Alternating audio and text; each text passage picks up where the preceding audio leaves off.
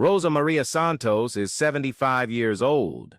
She has lived on the east side of Houston, Texas for 52 years. Her hands carry the calloused memory of washing dishes, cleaning offices at midnight, raising 3 children on a single income after her husband died in 1998. Her name means rose, but the neighborhood calls her Abuela Rosa, a title earned not through blood alone, but through presents, through cookies left on stoops for kids who had no supper, through doors opened at 4 in the morning for women escaping silence. She worked at Riverside Medical Center for 31 years. She never asked for much. She never complained. She knew her place. The east side of Houston smells like diesel and hope mixed with something darker. The sun rises over refineries and power lines. The streets are named after saints. San Jacinto, San Felipe, as if prayer could shield the concrete. Rosa's neighborhood is working, Mexican, Black, Vietnamese, Salvadoran. The kind of place where 3 generations share a kitchen, where nobody calls the police because police are more danger than remedy, where a person learns early that the world forgets you unless you make noise. Rosa never made noise. Rosa was quiet. Rosa was safe. Her granddaughter was 11 years old. Her name was Lupita. Lupita had dreams of becoming a veterinarian. She drew pictures of animals with careful pencil marks, horses with flowing manes, kittens with wide eyes, birds mid-flight. Every day after school, Lupita would walk from the bus stop on Bel Air Boulevard to Rosa's house, a small white structure with a garden where Rosa grew cilantro and mint and chiles. It was a 5-minute walk. Rosa waited on the porch every day at 3:15. For 7 years she waited. This was sacred time. One afternoon in March 2019, Lupita did not arrive. Rosa waited until 3:45, then 4 o'clock. Then she walked toward the bus stop. The streets were ordinary. A man washing his truck, children playing with a deflated soccer ball, a woman hanging laundry. Rosa saw the police car first, then the crowd. Then she saw Lupita lying on the sidewalk next to the convenience store at the corner of Bel Air and San Jacinto. Her granddaughter's backpack was 8 feet away. Her pencils were scattered on the concrete like broken promises. The official story took 2 hours to form. A stray bullet, a drive-by shooting, gang violence. The area was dangerous. These things happen.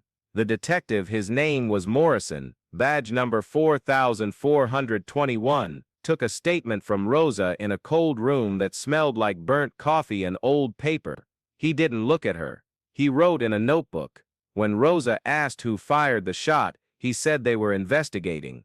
When Rosa asked if they would catch the person, he said gang crimes were difficult. When Rosa asked if there would be justice, he closed his notebook and stood up. "Ma'am, I'm sorry for your loss. These communities have a violence problem. We do what we can." Lupita did not die. That was the cruelty of it. Lupita survived with a bullet lodged 3 millimeters from her spinal cord. The doctors said she was lucky. Lucky. She was paralyzed from the waist down. She was 11 years old and would spend the rest of her life in a wheelchair. Her dreams of running through forest with animals, of dancing at her quinceañera, of becoming a veterinarian, all of it was burned away in the time it takes a bullet to travel 40 meters. Rosa held her granddaughter's hand in the hospital. Lupita cried without sound, her body shaking with a grief too large for her small frame. Rosa made a promise, not a promise of revenge, a promise of truth, a promise that someone would know what happened, a promise that the silence would end. The Riverside Medical Center, where Rosa had worked for 31 years, sat on the edge of the east side, a sprawling complex of beige buildings and parking lots where ambulances came and went at all hours. Rosa knew every nurse, every custodian, every administrator. She knew the shortcuts through the building. She knew the storage rooms. She knew the security guard, Miguel, who always smiled at her and asked about her grandchildren. Miguel had no idea that Rosa had decided to see things, to look, to listen, to write things down.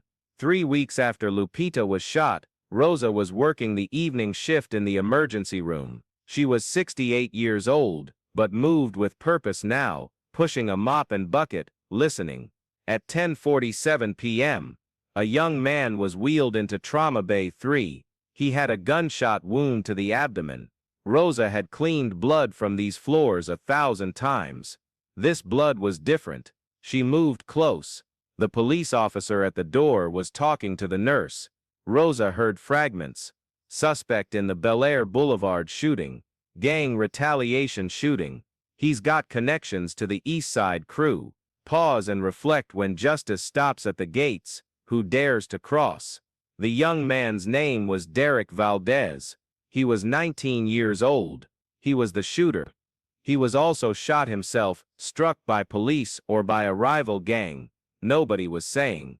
He survived. Derek Valdez, the man who took Lupita's childhood, was being treated in the same hospital where Lupita had been rushed in an ambulance 3 weeks earlier. Rosa learned this by reading the chart. When the nurses stepped away, she wrote the name in a small notebook she had begun to carry. Derek Valdez, age 19, East Side crew, date March 22, 2019. But Derek Valdez was only a finger on a hand. Someone had given him the gun. Someone had ordered the shooting. Someone was protecting him. Rosa began to understand that the structure of silence went deeper than one boy. She started going to the East Side Community Center on Thursday nights. She sat in the back of the room during the neighborhood association meetings. She listened to other grandmothers, other mothers, other women who had also been told their children were collateral damage in a war they did not declare. She listened to a woman named Patricia, whose son was accused of dealing drugs but had no trial. She listened to a teacher named Mr. Okafor, who said the police stopped his students every day, ran their names, asked for papers. She listened to a woman named Joyce, whose nephew died in custody with injuries nobody could explain. She listened. Then she began to speak. "My name is Rosa Santos," she said in her first meeting, standing from her chair with hands that trembled but a voice that was steady. "My granddaughter was shot 3 weeks ago. She is 11 years old. She will never walk again. The police said it was gang violence. They said it was an accident, but it was not an accident. And I want to know who is responsible. I want to know who gave the gun. I want to know who ordered it. I want to know why nobody is investigating." The room was silent. Then Patricia stood up. Then Mr. Okafor. Then others. They had been waiting for permission to speak. They had been waiting for someone to break the silence first. Rosa had broken it. What happened next was slow and methodical, and required the kind of courage that is not celebrated, because it does not involve heroics. It involves patience. It involves documentation. It involves becoming visible to the machinery of power, so that the machinery cannot pretend you do not exist. Rosa, with the help of Patricia, Mr. Okafor, and a community organizer named David Chen, who worked for a civil rights nonprofit, began to collect records. They filed public records requests. They attended city council meetings. They photographed police activity in the neighborhood. They interviewed other families. They discovered that Derek Valdez had been arrested 4 times in 2 years and had been released each time with minimal bail. They discovered that Derek Valdez's uncle, Luis Valdez, was connected to a police sergeant named James Harrison. They discovered that Sergeant Harrison had never arrested Luis Valdez, despite complaints about narcotics trafficking. They discovered that Sergeant Harrison had attended a private dinner at a restaurant owned by Luis Valdez's cousin. They discovered that Sergeant Harrison had helped Luis Valdez's nephew escape a drug charge in 2017 by losing a witness statement. None of this was secret. It was all hidden in plain sight, in documents that anyone could request if they knew where to look and who to ask. Rosa wrote it all down in a notebook. She started a second notebook, then a third. She attended city council meetings and read the names aloud. She created a photocopied flyer and distributed it on her own street, her own block, her own neighborhood. She collected photographs of young people shot in the East Side over the past 5 years. She created a memorial wall in the community center, faces with names and dates and questions. Who fired this shot? Who gave the gun? Who looks away? The community began to organize. A group called Eastside Families for Justice was born from those Thursday night meetings. It grew. More families joined. Mothers, siblings. They began to show up at police department budget hearings. They began to demand an investigation into Sergeant Harrison. They began to file complaints with the city inspector general. They began to contact journalists. If you're watching this story, consider subscribing to our channel. We bring untold stories of ordinary people who challenge corruption every single week. Stories like Rosa's matter because they show us what accountability looks like when built from the ground up. A reporter named Angela Martinez from the Houston Chronicle started investigating. She sat with Rosa for 3 hours. She drank Rosa's coffee and looked at the notebooks. She looked at the photographs and the documents. She looked at the memorial wall. She asked questions that showed she understood what Rosa had been trying to say, that the violence was not accidental, that the silence was not inevitable, that the system was protecting some criminals while destroying others. Angela's investigation took 6 months. What she published in December 2019 was meticulous. It detailed Sergeant Harrison's relationship with Luis Valdez. It detailed the pattern of released suspects and disappeared cases. It detailed the protection network. It named names. It included quotes from Rosa Santos, from Patricia, from Mr. Okafor. It included photographs of the memorial wall. It included Lupita's story. The newspaper article made everything visible. Pause and reflect when the eyes of the city finally open. What does it choose to see? Within 2 weeks, the district attorney announced an investigation into Sergeant Harrison. Within a month, Harrison was suspended. Within 3 months, Derek Valdez was charged not just with assault, but with aggravated assault in the commission of a gang crime.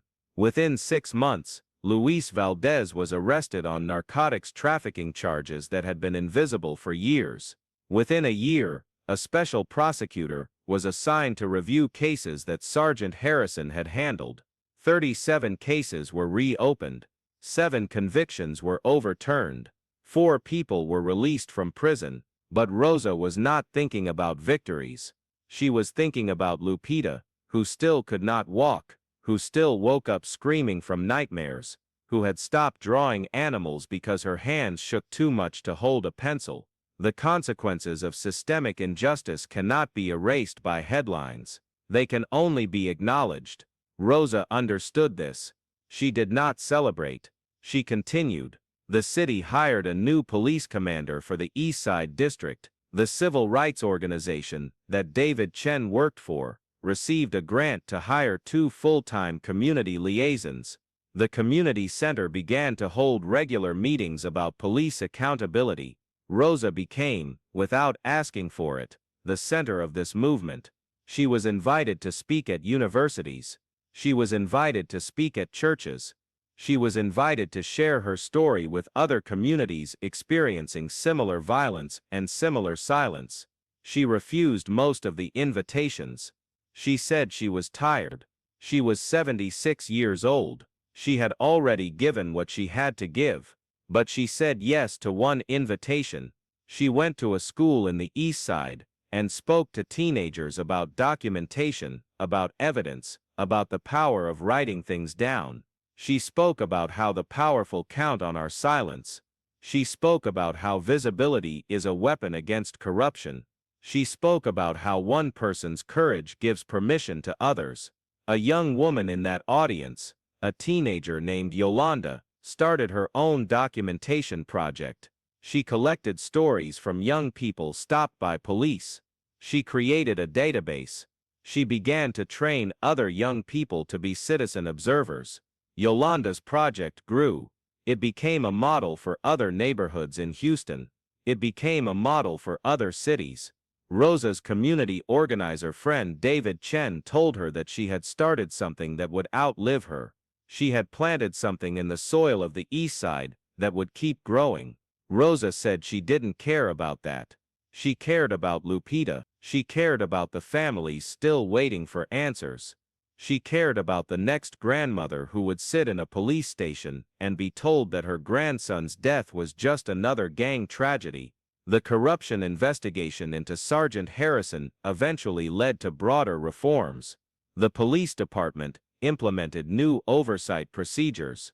They created a civilian review board with actual power. They began to track patterns of officer behavior. It was not revolutionary. It was incremental, but it was real. In 2021, Derek Valdez was convicted and sentenced to 12 years in prison. Luis Valdez was convicted and sentenced to 8 years. Sergeant James Harrison pleaded guilty to official misconduct and served 10 months in a federal prison camp. These were not perfect outcomes. Nothing about systemic injustice can be perfectly resolved. But they were more than silence. They were more than erasure. Rosa was 78 years old when the sentencing happened. She sat in the courtroom gallery with Patricia and Mr. Okafor and David Chen and Angela Martinez. She sat with Lupita, who wheeled herself to the front row to look directly at Derek Valdez as the judge read his sentence. Lupita did not smile. She did not celebrate. She was still 11 years old inside, trapped in the moment when the bullet took her future. But she was also 14 years old, a girl learning what resistance looked like, what documentation could do, what community power meant. After the sentencing, Rosa did something she had not done in 2 years. She went home, to her small white house with a garden where cilantro still grew, where mint still grew, where shillas still ripened in the Texas heat. She sat on her porch at dusk. The neighborhood sounds continued. Dogs, children, the distant hum of traffic. The streets were still dangerous in the ways that systemic poverty makes places dangerous. But something had shifted. The silence had been broken. The documentation had become legend. The grandmother had become a symbol. Pause and reflect what happens when one person refuses to forget. When one person decides that the truth matters more than safety. Rosa never became famous in the way the world celebrates fame. She did not write a book or do a television interview or receive an award from the mayor. She remained what she had always been, a woman who worked, who listened, who cared for her granddaughter, who showed up on Thursday nights to the community center meetings. But in the East Side, on the streets where she lived, in the hearts of families who had been silenced, she became something else. She became proof. She became the evidence that one person's refusal to accept injustice could ripple outward and touch systems, could expose corruption, could create change. Years later, when Yolanda graduated from high school and went to college to study criminal justice, she would credit Rosa. When a young police officer asked to observe the community accountability meetings so she could understand what she had joined, she would reference Rosa's testimony. When a city council member pushed for additional oversight of police departments in poor neighborhoods, they would cite the East Side case and Rosa's documentation. The impact would spread like ink in water, visible, persistent, impossible to fully contain or control. But in the ordinary moments, Rosa was simply Rosa. She was the grandmother who answered the phone when other grandmothers called with questions about how to document police abuse. She was the woman who sat with Lupita during physical therapy, watching her granddaughter learn to accept her body as it had been rewritten by violence. She was the person who still went to the community center on Thursday nights, still listened, still believed that visibility and truth were tools more powerful than anything else. The memorial wall in the community center continued to grow. New photographs were added, new names, new questions. But now the wall had a different meaning. It was no longer just a record of loss, it was a record of refusal, refusal to be silenced, refusal to accept the official stories, refusal to let the powerful forget that they are being watched. In 2024, Rosa was 80 years old. She had lived a quiet life and then, by accident of grief and courage, had lived a loud one. She had not sought fame or recognition. She had only sought to know the truth about what happened to her granddaughter. In seeking that, she had uncovered a network of corruption that implicated dozens of people. In telling that story, she had given permission to others to tell theirs. In refusing to accept silence, she had created something that would continue after her, a model of community resistance, a template for documentation, a proof that systemic injustice could be challenged from the ground up. The people of the East Side told stories about Rosa. They said her name with respect. They said she had the strength of someone who had nothing left to lose, because she had already lost everything that mattered and survived it. They said she showed that an old woman could teach an entire city something about justice. They said her granddaughter still drew animals, but now she also wrote, documenting the experiences of other young people who had been shot or harassed or forgotten. They said that on Thursday nights at the community center, when the newest grandmother stood up to tell her story, other voices had already prepared the ground. The silence had already been broken. This is what it looks like when one person decides that the truth is more important than safety. This is what it looks like when an old woman becomes a symbol, not through violence, but through courage. This is what it looks like when a community chooses to see, to listen, and to demand that the powerful account for their actions. In a city of 4 million people, in a neighborhood of 70,000, one grandmother's refusal to accept the official story created a ripple that changed the shape of accountability. Rosa Santos remained on the East Side, in her White House with the garden, waiting on the porch at 3:15 for her granddaughter. The work continued. The truth continued to burn under the city lights, visible to anyone brave enough to look directly at it. If this story made you think, subscribe. More untold truths await. The work of justice is never finished. It requires witnesses. It requires documentation. It requires us.